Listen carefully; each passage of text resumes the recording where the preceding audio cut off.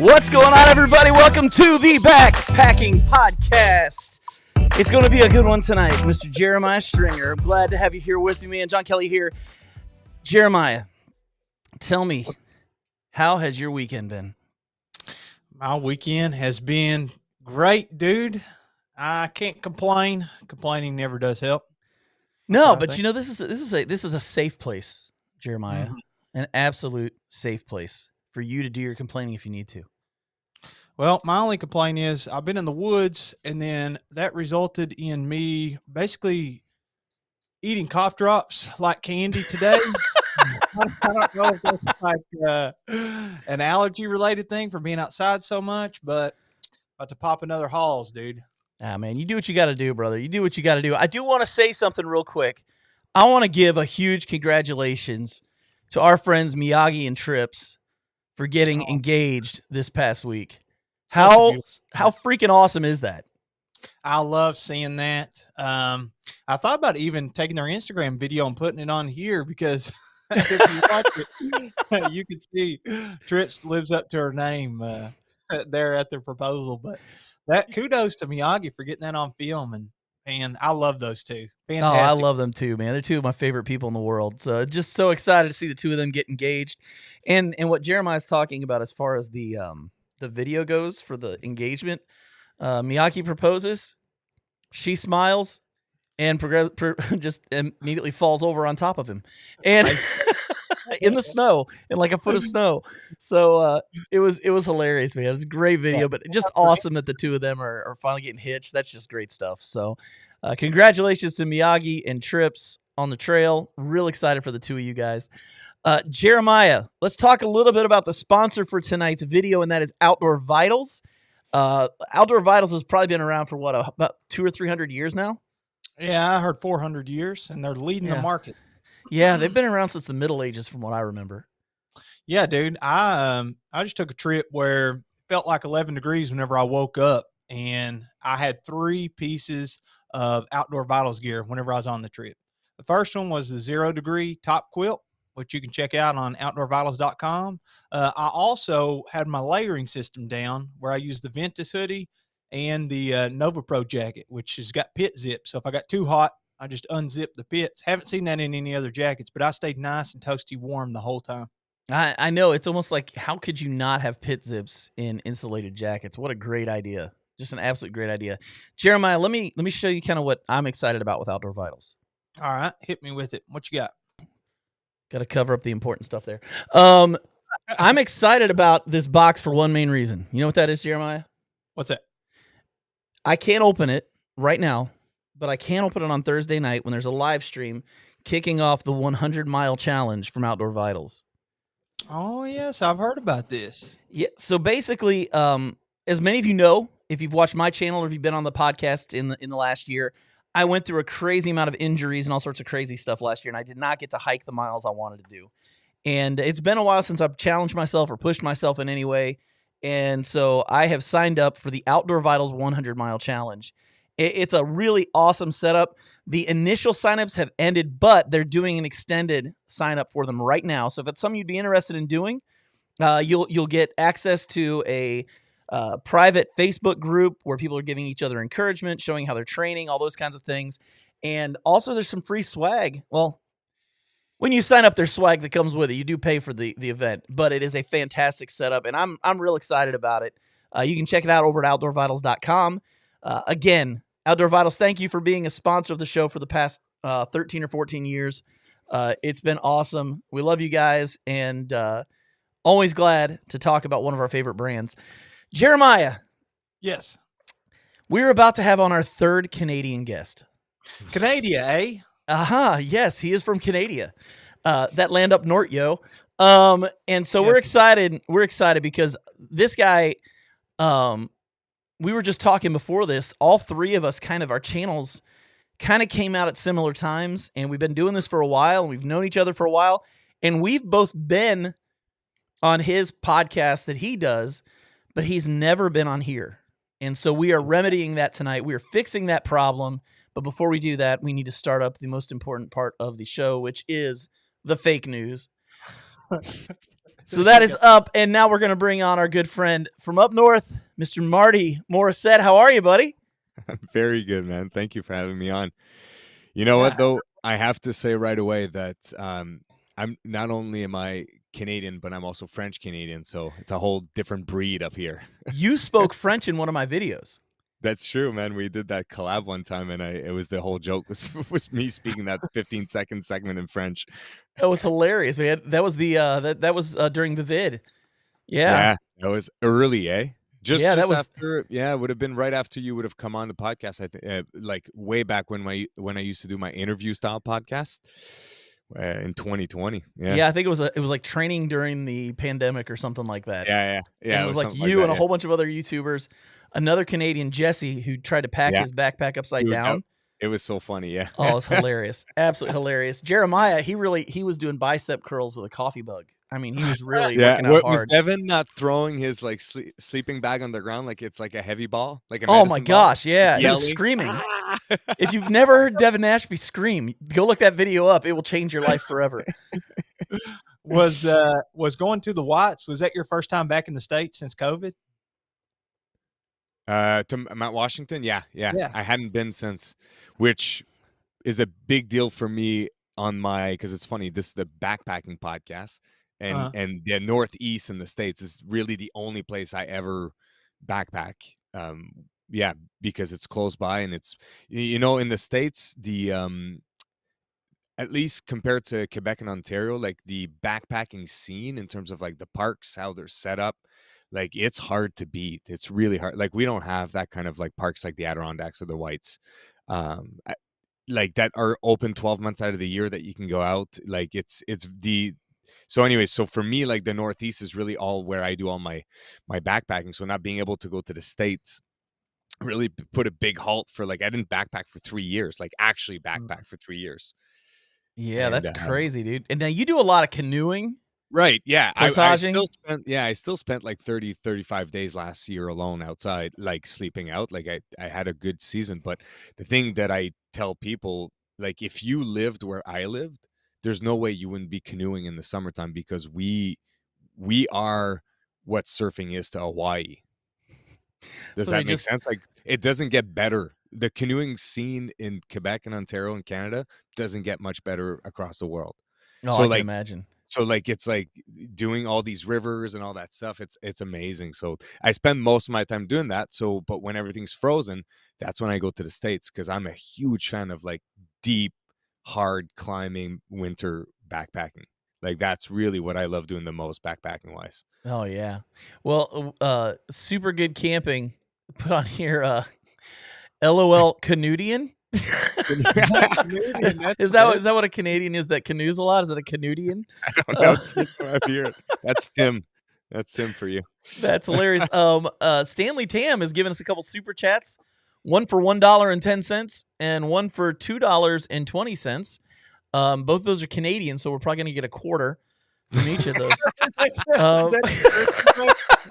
25 cents for $2.20.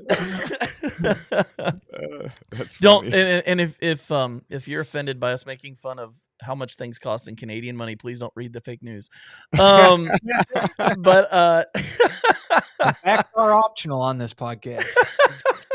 So talk to me, man. Like one of my first videos I remember of yours, was you building. It was like an igloo or something with your kids. Oh yeah, like right behind your house. Yeah. So tell us a little bit about that kind of stuff, because I'm assuming that hasn't stopped since then. No, it's interesting, because the real genesis of like kind of like the first few videos I've posted online, they were always with my kids. So if you go back, like when my kids were like 2 and 3, I started to go backcountry camping with them, and with my cousin Guillaume, who has 4 boys as well. So and at first I was like, man, we're doing all these cool things, and I'm not like, I don't have a single picture. Like we would go on bike packing trip. I would have this set up with my mountain bike, and then behind my mountain bike, I'd have my double chariot. Then behind the double chariot, I had like a trailer bike that I had MacGyvered. And it was a double trailer bike. So I had both my kids on the trailer bike and all the gear in the double chariot. And I have like a picture of this. And I remember I was like, man, it would be fun to like start a blog, not to do anything other than just take a few pictures and put the. And then it's right around that time that I kind of like found out that YouTube existed in terms of the outdoors. And then I landed on Darwin at the time, and then Joe Robinet and all that. And I was like, oh, that's cool. So initially, all I did was outing with my kids filming, but that's very limited in the sense of how often I can go, if that makes sense. Right. So if I wanted to make more content, I was excited also to do more outdoors, for me as well. So that kind of all made sense. But yeah, so some of the first videos I did, like a Quincy building with the kids in my backyard. This is how we first spent our first winter camping outing ever out. And then we did it again 2 years after, but we tried doing it at -40. So the one I published last year, it was -40, so -30, but still. Oh yeah, that's just easy now. It's -30, that's no big deal. Everybody can do -30. That's nothing. Difference. But we did it behind my house too. And the way I filmed the video, you can't tell that I'm behind my house until at the very end where we have to bail, because it's like the kids are it's too cold. It's just, you know what I mean?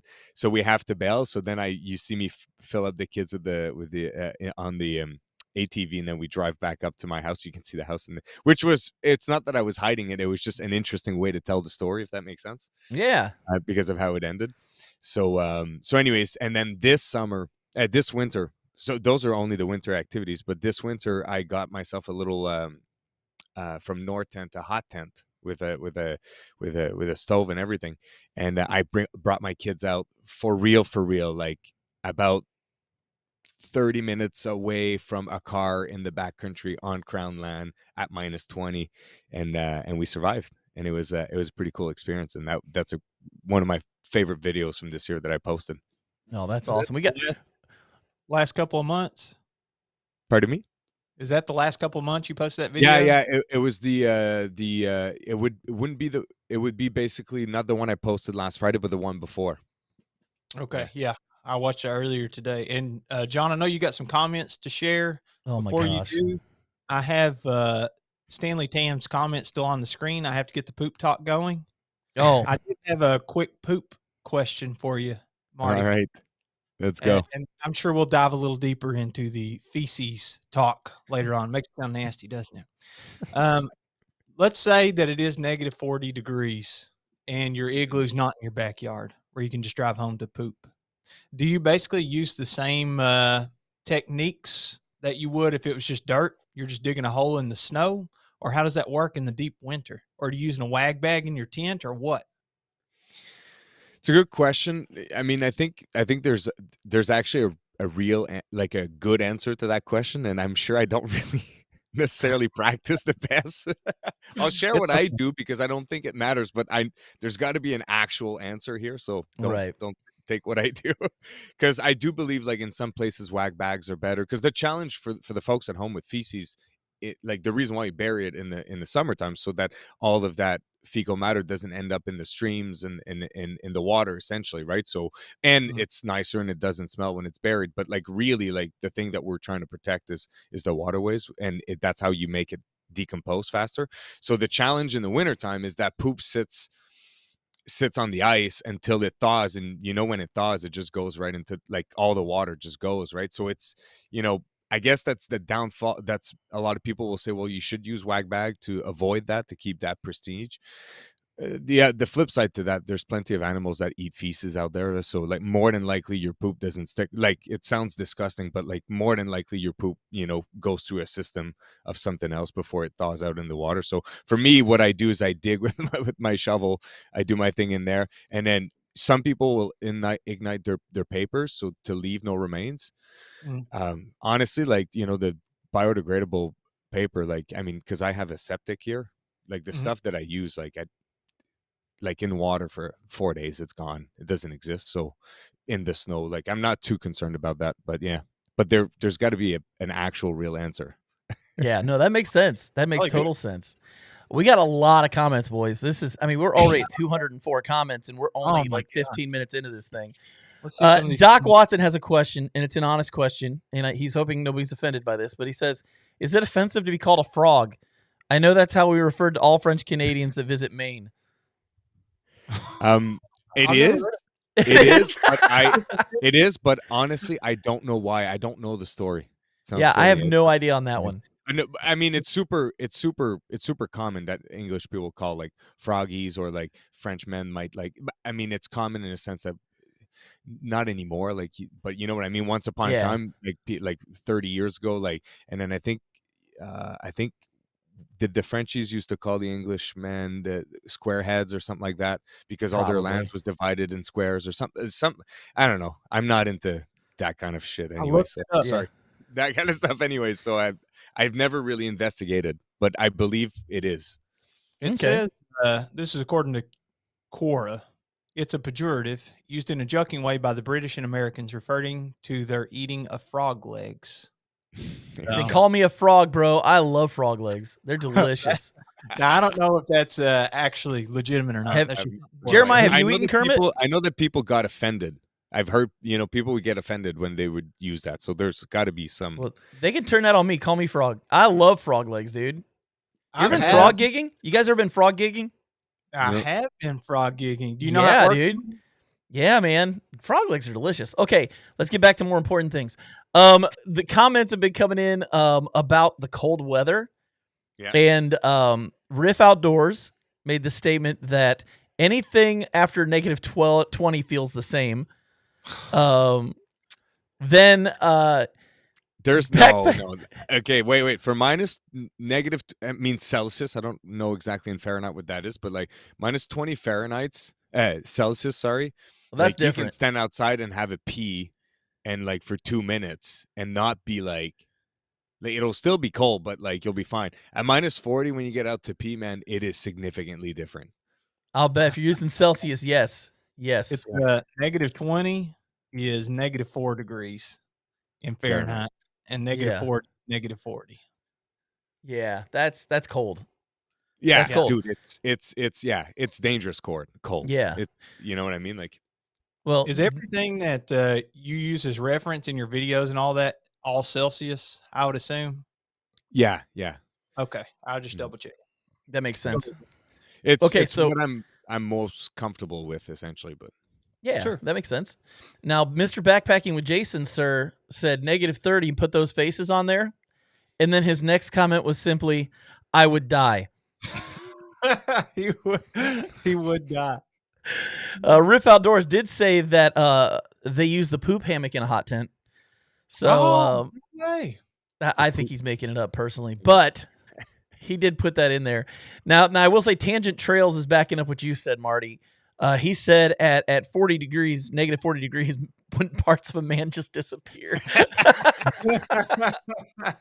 We all know what that means. We'll just leave that right where it is. Dead serious though. Dead serious. You've got to be careful for frostbite on your tip, because you pee and you don't dry it off properly. I have a friend who has had like a pretty significant frostbite on his foreskin because of that. Wow. Snowboarding. I don't even know how to respond to that. That's terrible. So it sounds silly, but I'm just addressing the fact that you got to be careful. That's crazy, man. Well, let's do some super chats real quick. Super chat from Salmon Outdoors for $5.69 Canadian, which means that's like 75 cents. 75? This is he says this is to hear Jeremiah try and say Algonquin and Gananoque. Is that right? Algonquin and Gananoque. Is that right? I think how you say that? It's Algonquin. Algonquin. And I don't know about Ghana. I don't know Gananoque. Maybe Gananoque. Gananoque. I'm not sure. Yeah. What is it? I don't know. Yeah. Well, and then Aaron Jones gave us a $5. So those are to answer your question, Jeremiah. Those are First Nations here. So we have an Algonquin Park, but those are definitely like, would you call them tribes or whatever, like Algonquin, like parties, if you will. Oh yeah, like native tribes. Like native tribes. Yeah, native. Yeah. So like we're on Algonquin land here where I live. Okay. Yeah. We got a lot of those in the United States. Super chat from Aaron Jones. He says you guys got to have on Adventure Archives, which we have attempted. That's a great idea. We will try again for sure because they're a good group of guys. And then Jessica Howarth, who I want to say a big thank you to because she became our latest podcast subscriber. So she's actually sponsoring the podcast now, which is really cool. Listening to other people's poop stories got me through my last 26+ mile day. Oh, well, good. Yes. That's fantastic. I want to mention something. John, she reminded me, I got to spend some time with Southern Hike. That's his YouTube channel, Taylor. And I don't know if you remember, but there was, I don't know, an episode or two ago that we were recording, and I was saying, Taylor's listening to this running right now and to go, go, go. And sure enough, he just told me that got him over the finish line, man. That's it. That's it right there, man. He was running. That's awesome. That's awesome. Pizza Ninja, this is great. You know, we've always wondered who Pizza Ninja is. Fun fact, I've always lived more north than the southernmost part of Canada. So he probably lives in Minnesota. Yeah. Let me North Dakota or not North Dakota, Montana maybe? Yeah. Well, the southern part, like, I mean, like, you're talking Chicago. Yeah, because I mean, you've got Windsor, Ontario, right? Yeah. That's the southern part. Detroit, yeah, that would be like that. Those are in the southern parts. Yeah, sure. Michigan would be up there too. Yeah, Michigan. Yeah. And then our last comment before we get back to some important things. Jeremiah still recommending Go Next backpacks for beginners. So, well, they are a good budget entry backpack. I'm not gonna lie. They are, man. They are. You are correct. $40 and one could be yours. That's true. That's true. So there's a lot more comments. I'm gonna have to go back and look at some of these, but there are some that are not safe for work, so we're not gonna post all of these. But do you usually get that much comments? Oh yeah. Okay, good. So you guys are always playing with the audience like that. We really don't have much of a choice. They love to talk to us, and we love talking to them. So and you must be a popular guy because I'm seeing a lot of names I don't normally see. So I don't know. Detroit's north of Canada. Well, there you go. Pizza and Ninja didn't even know that. If you want to know what he looks like, you can check him out on Instagram. I think I follow him. Yeah. So okay, so let's talk a little bit about you this past year. I noticed something pretty major. You went from like a few thousand subscribers on YouTube to like 31,000. Is that right? How did you do it? How did I do it? Wow. That's those are the questions, eh? I've seen a lot of shorts. Yeah, so I mean, like, listen, for me, like, fuck, it's a long. Are we going deep? Like, it's you guys know you're content creators. Like, it's complex, right? Things don't just happen. Yeah. So essentially, like in 2022, I find like every year that I've done this, there's been like a chapter, like a pretty significant chapter. So like 2020 was like I learned how to film. I only watched Peter McKinnon and stuff like that, you know, first year. 2021, I got together a mastermind group of other content creators, which we started to work. I was just like, man, I can't do this alone. I need like people to help. So formed that mastermind, I called it. Got some really cool people on there. Been working together since 2021, almost daily through that, right? So that 2021 was a lot of like figuring out like how does the YouTube machine works, if that makes sense. Yeah. And then 2022, a couple of things clicked for me because now it's like I had like some skill to film. I had some skills of understanding the machine because you can't just do anything. If your goal is to grow, it is strategic, right? So once I understood that, then I came across a dude called, everybody probably knows him, but Gary V online. I had never heard of Gary V until beginning of 2022. And when I started to look at his content strategy, something just clicked. And I was like, okay, since I can't be out 200 days a year, but probably closer to 30, the amount of content I'll have to create every time I go out will be very important. So, and it's like, well, how do I do that? I'm only doing one trip, right? But then it's like, it's not about like doing 6 YouTube videos with it. It's more about like, how much can I last that 24 hours over all the platforms across all the different styles of content. And when I started to watch Gary, it was so obvious what he was doing, essentially starting from a large video on YouTube and cutting it all into clips and selling little chapters of his big videos as reels and TikToks and Instagram and shorts and all that. So I started to do that, and I went from posting like one YouTube video a week to like posting 23 pieces of content a week for a whole year. Wow. Yeah, across all the platforms. Like the grind was serious. Like it was like, but I was having fun because I had figured it out. In 24 hours, I do like an overnight trip, for example. So let's say the concept is like, let's go sleep under a tarp, under a star on a beautiful lake, right? So great trip. So you think about the concept, you go out, you film the whole thing, and then you look at it, you're like, okay, well, there's the approach, there's the camp setup, there's dinner, there's the hangout, maybe at night something funny happened, then there's the breakfast the next day, and then there's the go out. So now I have like 8 shorts just out of one evening, like 124 hour, and I have a full video, and then I use that, and then I did I did a lot of clips of the podcast too at the time, which was very useful too. Like you can get like easily. So it was interesting because then 2022 was chaotic. I did so much. Then 2023, this year, was like, okay, now I know what has worked for me and what I like. Because the most important thing is I didn't want to do something I didn't want to do. That's what I would tell people. Always had so many suggestions for me, and I'm like, listen, I already have a job I don't want to do. I don't want a second one. Does that make sense? Like this new thing will be You what need to I love like it. to do, You need to love right? it.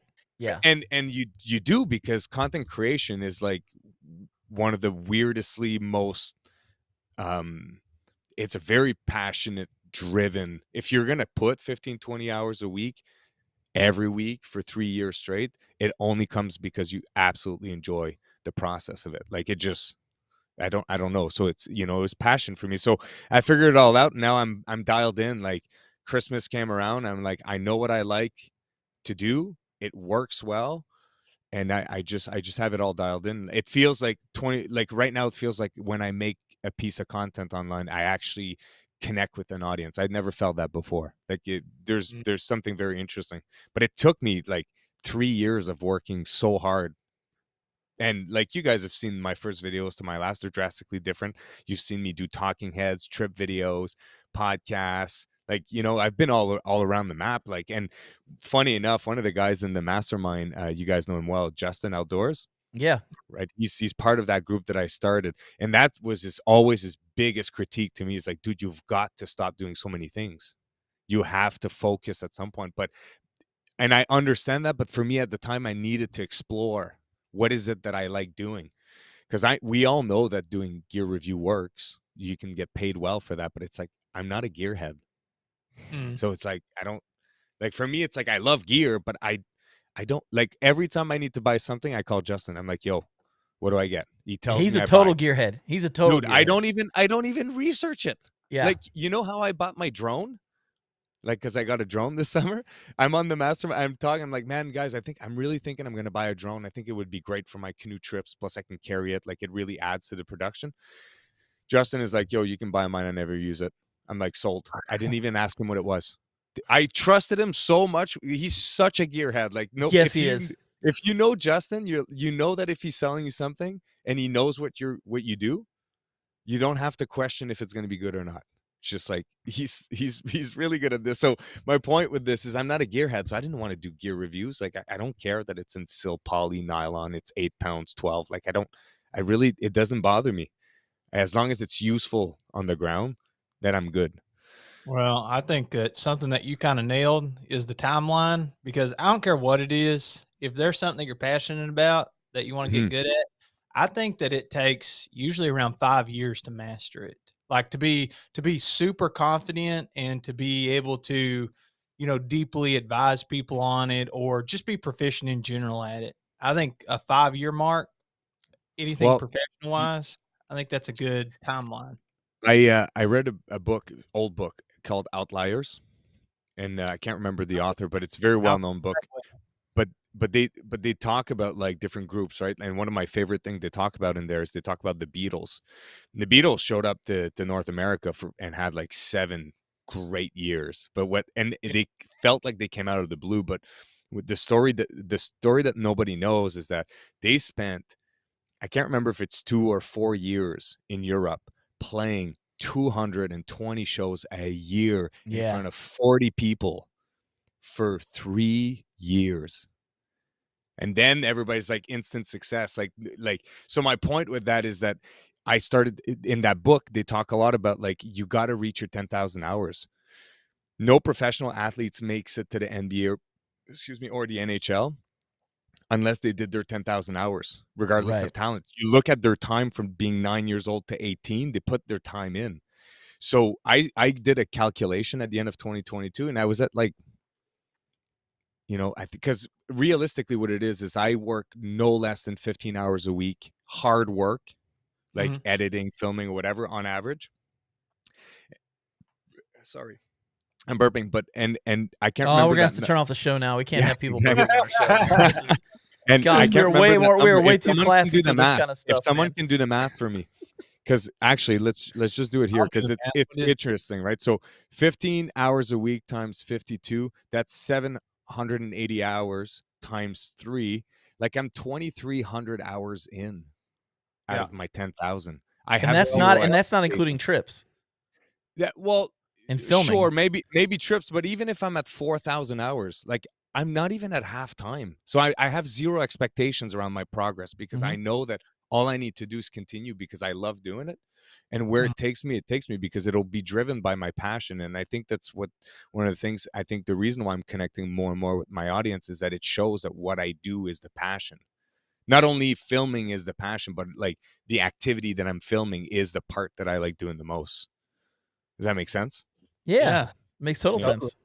So yeah, I mean, you got to put in the time. Like it's interesting when you look at it like that. You know what I mean? But we're pretty. Yeah. Oh, John, you got another comment? I seen you scrolling through there. Oh, we got a ton of comments. We'll do a few short ones real quick. Keel Quest got on here, which we love those guys. Yeah. And it just said, fun fact: the most southern tip of Canada, Pele Island, is the same latitude as the most northern point of California. Huh. So how about that one? And then some people were talking with Mr. Backpacking with Jason, sir. Mr. Brian Winburn said, Jason, wag bag in -30. And Jason, of course, responds with, Brian, I'd never be in -30, LOL. Yeah. Jason told me his limit's usually in the 20s. Yeah. And then Sean R. says the three of us should do a canoe trip, which I would have no problem with. That would be fun. Yeah. That would be crazy fun, dude. I've never done that. Come up to Canada, man. I've never done the portaging thing. That could be fun. That could be fun. Nice. And then Miyagi says he's been geeking out lately on Canadian YouTubers and definitely are his breed of adventurers, which if you know Miyagi, yes, that is true. 100%. No, I mean, I've known Miyagi since I started. Like I've known that he was in the space and we've chatted here and there. Didn't really ever talk, but like always commented here and there and stuff like that. Yeah. He started again like back 2020 as well. Yeah, we all started about the same time. We met him in fall of 2019, I believe, is when we met him at that hammock hang up in Michigan, actually. So yeah, sorry, because I'm just thinking you guys were late 2018 or early. Mine was mid 2019. Yeah, mine was late 2018. You know what was interesting is to all of you guys, it feels like I started at the same time of you, but I started January 1st of 2020, but all of 2019, I was building the house that I'm living in. So I didn't have time to start it. So I knew I was like, I'm going to build the house, then I'm going to do this. So that whole year during the building, all I did is I consumed everybody's content. You guys were all starting and I was chatting with you guys in the comments. Yeah, we messaged on Instagram. Yeah, because you know how like valuable your first few fans are? Like in terms of like having an interaction with someone. Yeah. You know what I mean? Like it's oh, someone's listening. That's awesome. Like it's just like it's so cool. So like I would have been in the beginning of all of your channels too. This is how we connected so fast when I started to make content. You invited me to the Facebook group or something. It was just like it was like, oh, I thought you were already making content. You know what I mean? Like to some degree. Oh yeah, when you finally put out your first video, you're like, hey man, I'm putting my video out next week. And I remember watching your very first video, and I remember saying something to somebody going, oh, gosh, this guy's going to take over. We're done. Okay, I have beef. Okay, dude, I have to get this out there. I have beef with somebody right now. Oh, let's go. I have beef with Pizza Ninja. You want to know why? I pointed out where he was from. I pulled his comment up on the screen, and he thanks Jeremiah. What the heck is that? I was talking about his Instagram. I'm talking about the fact I brought his comment up, and he thanks you for the shout out. I'm like, what is that? You're welcome, Pizza I, Ninja. I don't even know if we're friends anymore, Pizza Ninja. I think you just ended a friendship right there. I'll tell you what is that, man? What is that? I go out here and man. I got something I want to talk to Marty about that I'm not an expert in the least, and I've only done it one time, and it is hot tenting. So I went and just camped with Miyagi and Trips, and then my wife and they go hard too. Like they have heavy setups. Oh, dude, he broke out a drill and drilled these like 8-inch screws into the ground to set up his hot tent. I know. I saw their sleds. I was like, guys, you don't have to go. It's like I tell the same things to the canoe campers. Like canoe campers are like, oh, just bring a cooler and a fridge and all that. And it's like, but you also don't have to. Like you can be a little lighter. It'll be more enjoyable. So your hot tent setup, what specifically is it? And then I want to pick your brain about a couple of things that are deeply involved in hot tenting just in general. So my hot tent is the this year I reached out. I've been working with a company called Nortent from Norway. So I've been super fortunate. They sent me the Gamma 4 that I've been using on all my trips, and they also sent me an ultralight titanium foldable stove and rollable pipe. So everything just like packs. Like if you look at my videos, it's like, usually if you have like a regular hot tent stove, the size of my entire packing would just be the stove. It would be like it'd be a big box, like a big rectangular box. So mine packs, it's far smaller. It has pros and cons. I've been hot tenting in like bigger tents, like the Snow Peaks, which are the cotton tents, like the canvas tents with the big stainless steel stoves, and those are great. Like they're durable, they're heavy as all hell, but like they're durable. They really like hold on to weather. They're spacious, and the stove is nice. Like it's like good quality metal. Like it's really well done. Now on my setup, because it's more of an ultralight setup, the tent is phenomenal. It's a sil nylon tent. I said I didn't know anything, but I guess it is a sil nylon. He knows the exact weight down to the grams. You know he does. He's just saying that stuff. and it's a dome shape instead of a teepee or more of a prospector kind of tent. Well, hold on a second.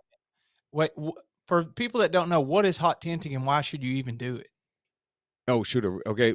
Was that your initial question, or are you just changing the question? We'll get back to the question, but I just want to make sure. So hot tenting would be like, there's two kinds of camping really in the wintertime. Is there's cold camping and hot camping. And, that could look in many different ways, but essentially when you're referring to hot tenting, it's a version of hot camping where you have a tent and a stove inside the tent with a stovepipe that goes through the tent, and it's got a protective material so it doesn't burn down the tent, obviously. And you basically can heat up the tent with the stove, and it's really nice because it can be -40 outside, -30, and you'll be 15 in the tent, 20 in the tent. Like you can get these things pretty hot. Now, what is 15 or 20 in Fahrenheit? 10 is 50 for you. 50. Okay. Yeah. Yeah. So like 70 degrees.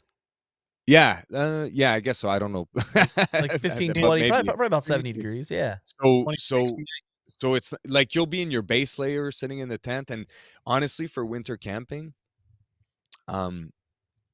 you spend so much time in the tent usually, or like it's dark for a long period of time. So to have a place as a hot tent where the 2-3 guys you're out with can all hang out together until like 1 in the morning without being cold is a really cool feature of that, right? You just hang out, have fun. You cook right on the stove, like you don't need a burner. You just go put your stuff right on the stove, drink some coffee, have some tea, have a beer, whatever you do. And so that aspect is really, really fun, but it comes at a cost of weight. So the adventures you're going to do are going to be drastically different. So typically speaking, they're going to be places where you can carry them on sleigh or on sleds or on pulks, for example. And usually, like what we do here in Canada a lot is we cross lakes, right? So we'll walk across frozen lakes and essentially you could take the portaging routes that you do in the summertime and do them in the wintertime once everything's frozen. Quite literally. Like that's how close our lakes are together. You could do that in Algonquin. People do that all the time, actually. So, but that means it's rather flat and it's still a hell of a haul. Like, you know what I mean? Like, cause people will pack like I don't know how much, man, but super heavy. Like it's a hell of a haul, but people will still do it.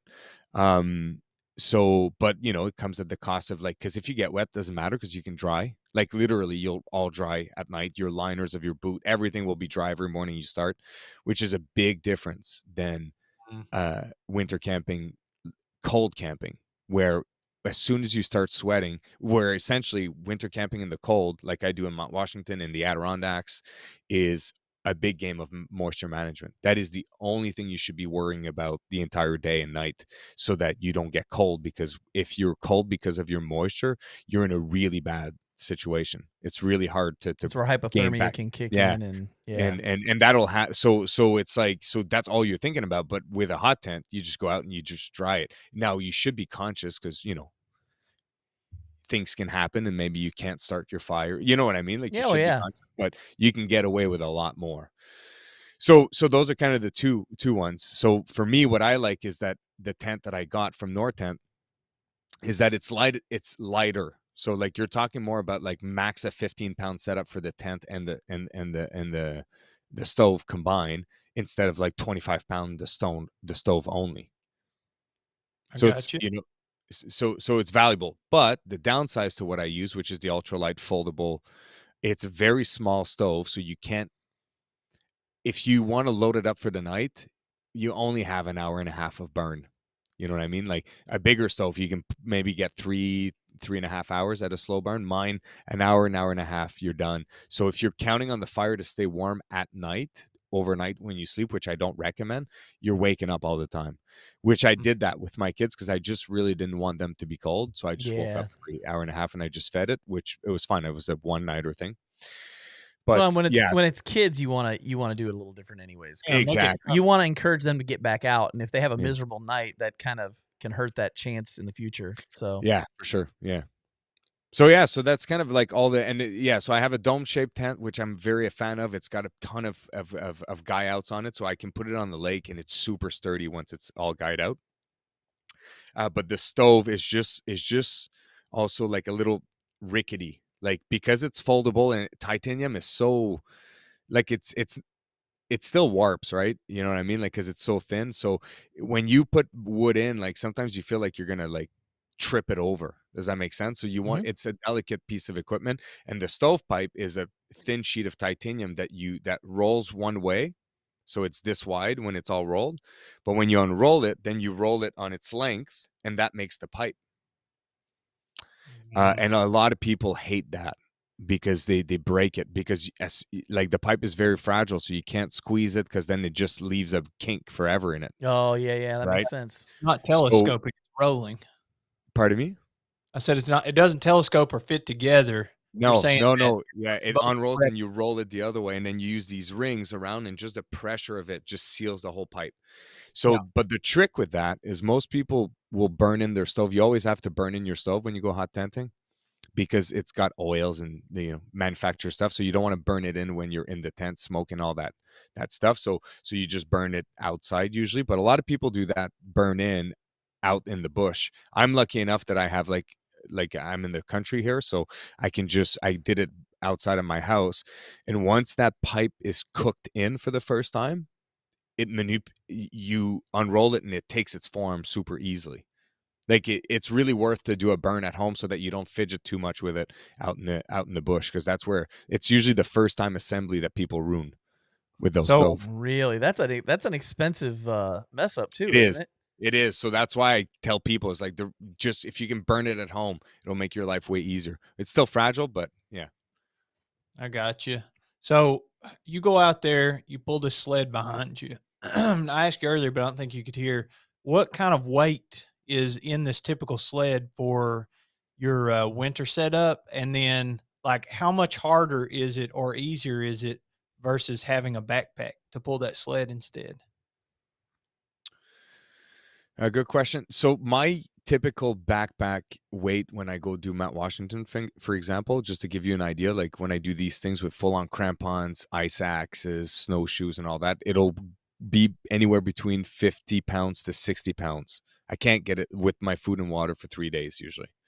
Like it's the climbing gear is just heavy, and the big stuff, like more the mountaineering style tents too, right? Like I don't go sleep with a duplex on top of Mount Washington. Like Yeah. Why not? you'll regret that one. Yeah.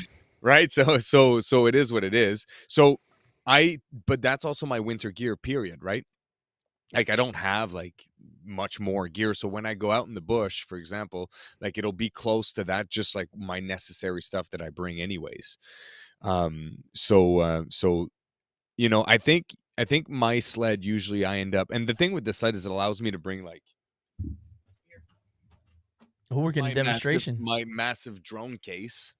Right. And that's got to be like 20 pounds alone.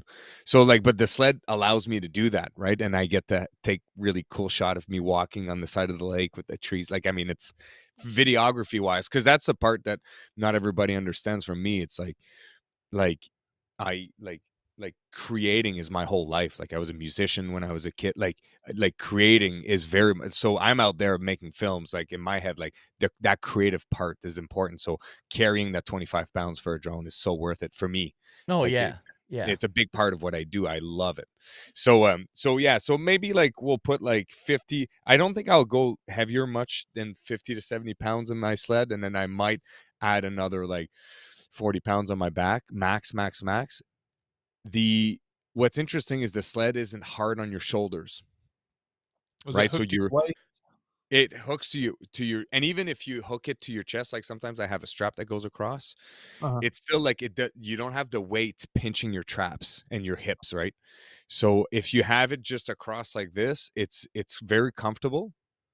So carrying heavier load isn't that big of a deal, but then snow condition matters. Like if it's wet snow and you go over water and then you accumulate like an inch or two of snow underneath your sled, like you don't move when that happens. You got to flip it over, scrape it all off, put it back. And if you have to break trail, like it is pretty demanding. Something that Miyagi has, if I'm not mistaken, he has like the really, really long, narrow plastic sleds that's very flexible. Those travel way better than my regular pulk, my 60 or 80 liter pulk in deep snow. They just float better. Yeah. Okay, so I have a question, because you're talking about getting out there on a frozen lake and camping out with a hot tent. And now I lived in Wisconsin for a while. I remember my first winter up there. I remember driving out by a lake and seeing all of the shacks out for people that were ice fishing, and they had fires in there and all that stuff. And I remember at first being like, what in the world is wrong with these people? Are you not going to melt all the ice and die falling through it? And you're talking about putting a hot stove, a hot tent stove on the ice. But that's not really my question. My question is staying warm. It's one thing to lay down on cold ground. It's another thing to have to insulate with ice directly under you. So are you having to double compensate on your insulation when you sleep at night to make up for how cold the ground is? No, because the snow is always covered usually by a foot or two the ice is usually covered by a foot or two of snow. Okay. So you end up the same snow. Does that make sense? Yeah, it makes total sense. Yeah. So you just tap it down with your snowshoes like you would like when you go out in the wintertime. Yeah, which I do all the time. Like bringing, I like bringing a close cell phone myself for underneath. Just because if my air mattress, my which has been deflating lately, which I don't know why. Anyways, I think it has like micro fissures all along the sewing. I think I'm gonna have to return it. But having a close foam cell just is good security if your air goes out. Yeah. Yeah, you want to make sure you've got something to kind of make up for what you may lose. Yeah, regardless. Yeah. So that one we all pack it. Most winter backpacker will pack it because it's like, Well, and if you're bringing a pulk anyways, why not? No, but even in the backpacks, we put it underneath at the bottom at our butts, right? And because it can get wet, doesn't matter. Yeah. No, that's a great idea. You see the comments about poutine? Well, that's because our current news is about poutine. So we'll get on those in a second. I do want to get some comments though, because we got some great ones going on here. And I don't know, how much of a timeline are you guys on? 9 o'clock sharp it goes? because we have that one thing I'd like to announce on the show for the first time. Oh, we will hear in just a few minutes. That's actually next on my list, so be ready because this is beautiful. But Doc Watson, he goes, no merch, and Jeremiah still gets the credit, right? Right? It's now I will say, Pizza Ninja, he did say something very nice. He said, John, you're the best. Love you guys. Still not totally forgiving you yet. We were talking about Miyagi and going out, and he says, oh no, we go super deluxe on our winter camping trips. You'll eat better than you do at home. Oh yeah. And I will say, having gone on a backpacking trip with him up to the UP when we did Pictured Rocks a couple years ago, this dude makes this stuff, and he actually comments on it later. He makes this fry bread, and he makes these fry bread pizzas. Oh my gosh, dude. Here's the thing about Miyagi. This is the weirdest thing about Miyagi. You're backpacking with him. He'll hand you his backpack, and it weighs like 1.5 pounds is what it feels like. Doesn't make sense. But he's got like a kitchen inside of that thing, a bunch of like medical gear. I think he carries his own toilet in like an actual, like, I think he's a wizard. I think he has some kind of magical powers or something. He's got a full sew shop in that backpack. He can sew and stitch anything back up that gets. It's insane. It's crazy. Devin from Backcountry Exposure says, my hot tent equals Chili Mac. I can only tell you the comments that were coming after that about what comes from Chili Mac. So it's a risky move, Devin. It's a very risky move, yes. And this one's really cool, man. Your dad got on here, said, I'm Marty's dad. Please tell him I took him to Pele Island, Ontario, the most southern part of Canada, when he was young. There was thousands of birds, and we got our feet wet getting to the tip end of Canada. I almost commented earlier on that. Yeah. So it was fun. 3 more comments real quick. Super chat from Cameron Parker. He says, you guys are the only ones on YouTube I consistently watch, listen to. Keep up the good work. I don't have merch, but I feel like I owe you guys something. You don't owe us anything, man. The fact you're watching is all you owe us. That's awesome. Cool comment, man. That's awesome. And then you were asking about Miyagi's Polk Sled. He said it's the UHMWP toboggan from Now Outdoors Expeditions. Slides on snow like a hot knife through butter. 150 pounds, no problem. Yeah, for sure. Yeah, they're far better than the Polks that I have. It's I've seen his videos with it. It kind of flexes as it goes. Yeah, through everything. Yeah, exactly. Yeah. And then finally, Logan Crawford, Jeremiah in a hot tent making squirrel gravy for breakfast. Oh, nice. A squirrel gravy reference. Awesome. Yeah, man. Callback. Yeah, absolutely. So let's talk for a second about something that's kind of cool that you're doing right now, Marty, that maybe you could help Jeremiah understand. Would you like to talk about that for a second? Yeah, for sure. Yeah, go ahead and tell us what you're doing that you would love to teach Marty, to teach Jeremiah about. Well, the thing is that when it's funny, all this is very coincidental. When I announced on Instagram that I was gonna come on here, I was informed that I should pick on Jeremiah for not having merch. So I said, well, it's a good timing because I'm just about to release my first line of merch myself. And I wanted to put it out there. So there's a couple of things about that. What I wanted to do for merch before you show it, pull it back. Oh, pull it back. Pull it back. Yeah, okay. Pull it back before because it's important to understand, because my brand, just like yours, it's like your name. You know what I mean? Like I didn't want to write my name on a t-shirt, right? So I struggled for a long time figuring out like how can I make merch and what could it be and all that. And then a friend of mine who has a leather channel who made me like a really awesome sheath for my knife. She when she was making it, she said, "What do you want on it? Like I can do whatever." I said, "You know what? You're the artist. Just surprise me." And she came back with a beautiful sheet, and it's got like it's got everything on there, like mountains, river, a tent, a campfire, and then it also has a UFO like kind of abducting the tent on it. And she did that because for two reasons. First, when we hung out one night, we were talking about UFOs. It was just funny. I love it. For anybody that knows me, I'm a good sucker for a good UFO story. So I just Nice. always love that kind of stuff anyways. And then that and Bigfoot are always fun, but I prefer UFO. And then, so just because I find it fun. And then the other thing too is that it's got a very meaningful story to it, and it really made me click. I'm like, if I'm gonna do merch, I'd like to find a designer who's local, which I did, which I'm very happy with, who can kind of figure out the style of cartoonish version of me, where so we could make the t-shirt a very specific story that if you know my content you could relate to, if that makes sense, right? So that was the idea. So, and this first version that's going to be coming out, I think that I like about is that on one of my videos down the Noir River, when I kind of rejoiced with whitewater tripping because I had stopped for a long time, it made me rethink of my first whitewater wilderness canoe trip ever, which I did with my dad, who was on the chat there. And one of the nights, him and I were laying down in the sand beach, and I was looking up at the stars, and it was interesting because that was the first time I've ever witnessed stars like that before. You know what I mean? Like growing up in the city and all that. That was a very special moment. And we just got shooting the shit. I mean, I'm 12 years old. I don't know, he's 30, 40 back then. And then we just started to talk about UFO, and it was interesting because like he had chats with his dad about UFOs in similar context in some sense, and I guess his dad had asked him, and now he was asking me, if a flying saucer was to land here, would you go in or would you run away, right? And I answered that when I was 12 as I would just run away.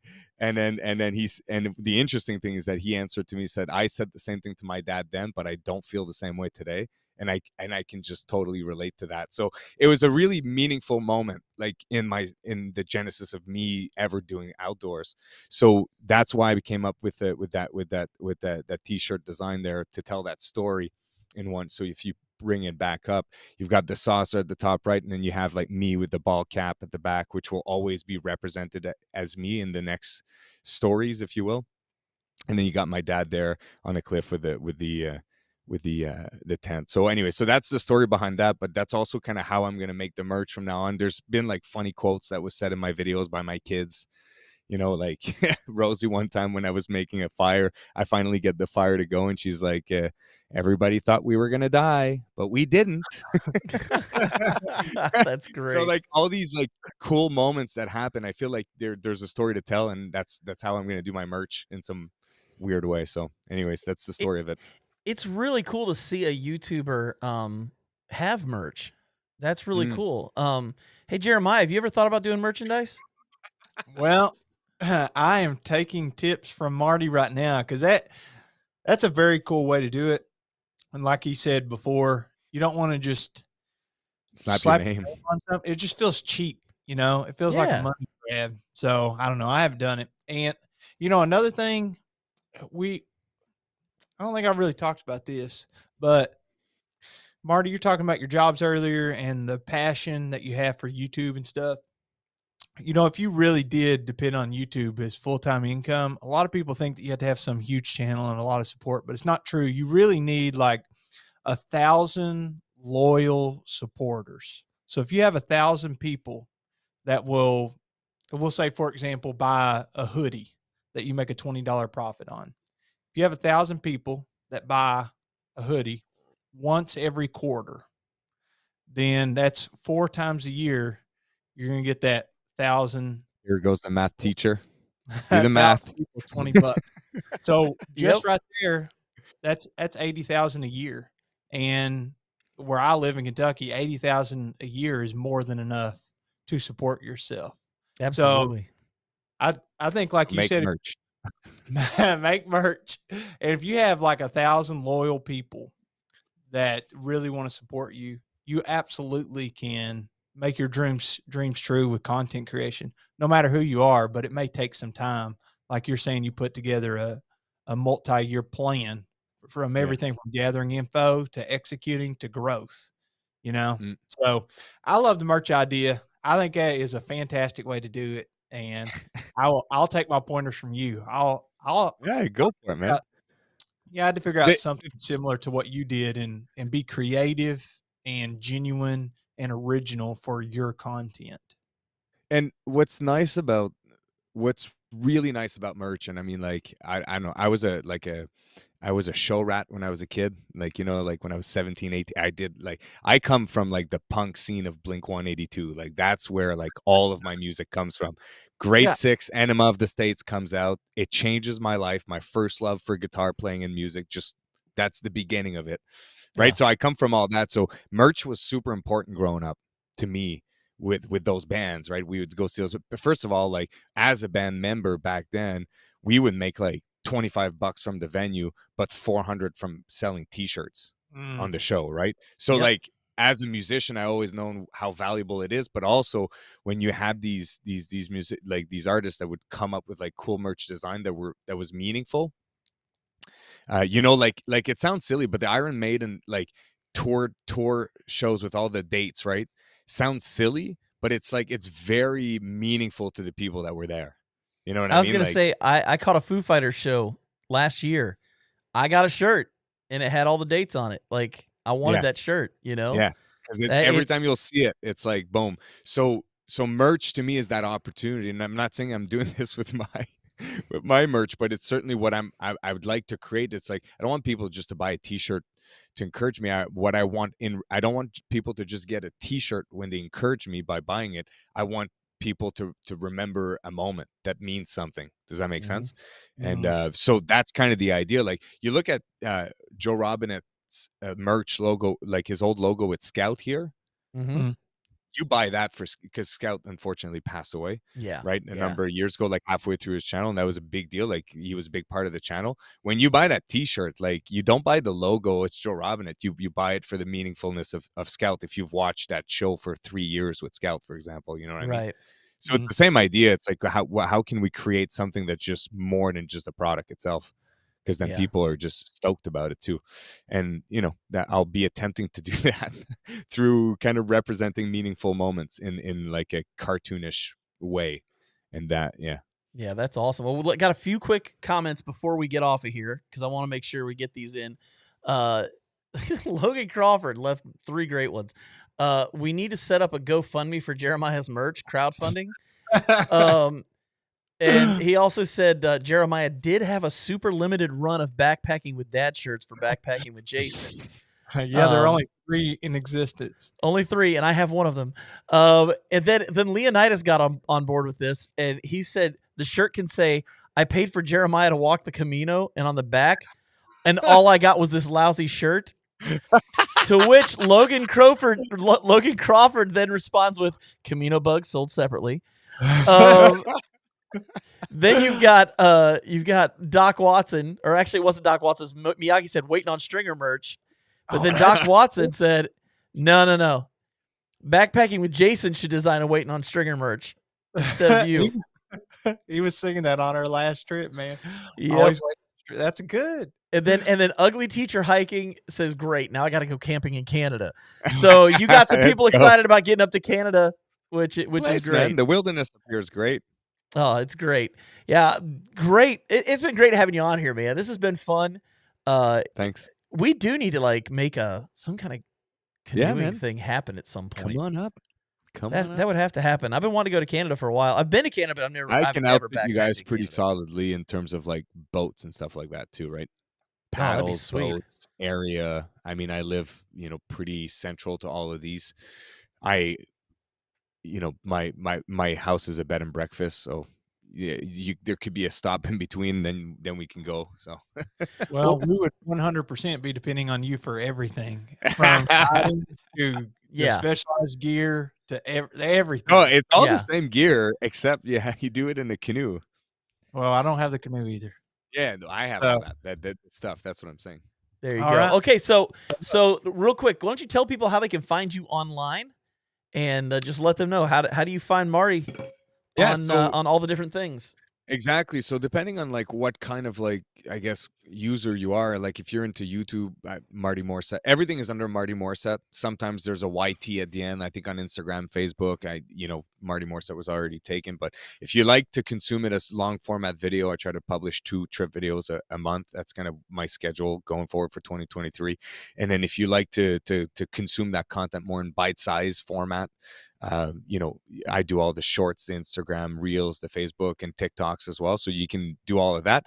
And then if you like to hear me blab for 35, 40 minutes on my own, you can listen to the Marty Morissette audio experience, which is just me alone here.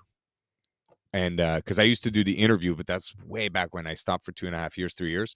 Now it's more of a place where I go and I'll pick a subject and I'll rant on it for 30, 40 minutes. And it's funny because through that process, I'm trying to get better at ranting, like expressing my ideas better. I do that on purpose. So anyway, so like the last podcast I did, I commented on Dan and Eric's. I watched part of that one. Yeah, that was really good. So because I felt I wanted to share a perspective because I could really relate to Eric's emotional side of you and psychological journey through that. So I felt inspired. I sat down, I talked. So if you're into that, that's great as well. Marty Morissette audio experience. And yeah, I guess that's all of it. That's awesome, man. Well, thank you again for being on. Hang out for a little bit in the green room. Thanks, man. We're going to chat with you in just a second. So sounds good. All right. I kind of like these Canadian people, man. They're pretty cool. Like him and Justin, Jesse. Oh, I don't think we've had a bad one yet.